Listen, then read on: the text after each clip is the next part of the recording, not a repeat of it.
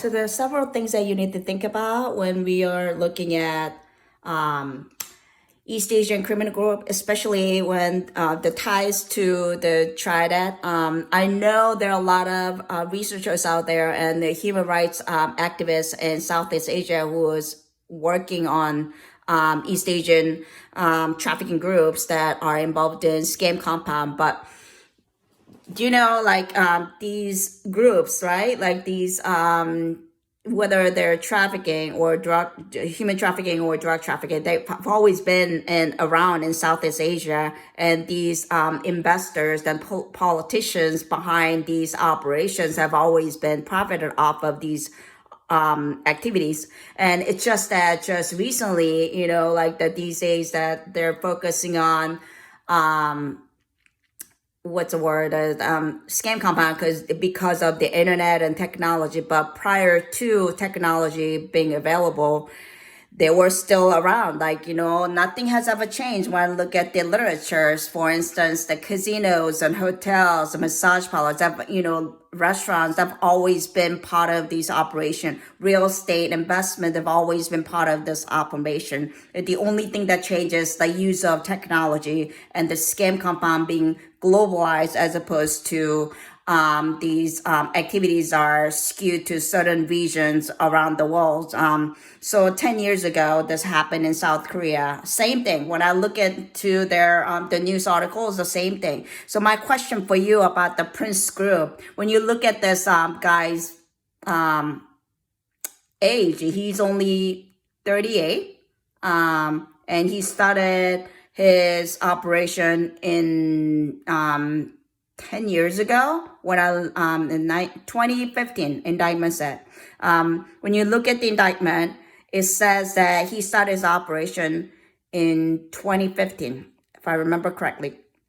And in 2015, he was 10 years younger. In other words, he was 27.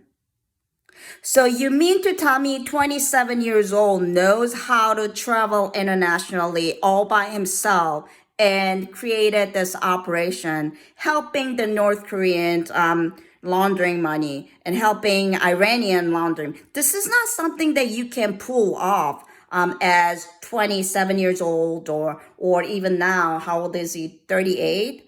He's way too young to be doing this. And another question that I have for you and things that we need to think about, right, is he's from Fujian, China. You know what that means? And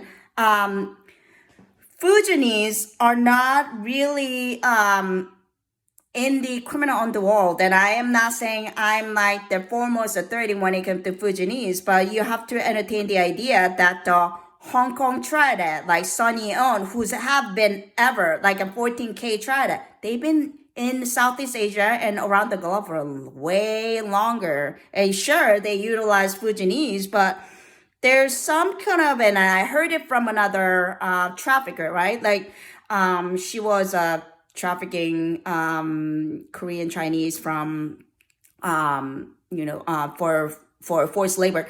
But they sort of look at Fujianese a little different. It's like, and Fujianese mention statements like, okay, they're complaining about how like, people from Hong Kong and people from Taiwan are wealthier and they think that they're better than us because they're from Hong Kong or Taiwan. So there are hierarchy in terms of the criminal underworld, let alone the general culture in not just China, but also Southeast Asia. Wherever you go, there are such thing as ageism, so and hierarchy in terms of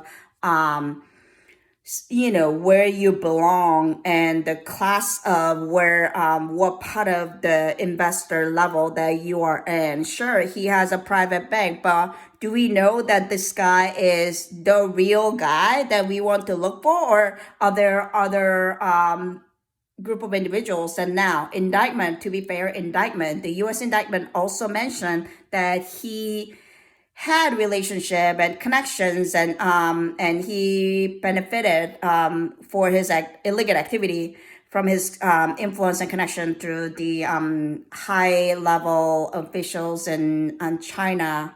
But I don't think he was the ultimate profiteer like many news media is saying. I think there are other older criminal entities and older individuals that have been around way longer than you and I, maybe obviously longer than this guy, to put him in the front and then operate globally. So, question that I have for you is, are we okay with just getting this guy indicted? And don't get me wrong, it's a step to the right direction, but I'm not personally content with getting this guy. I think we need to get to the bottom of this case.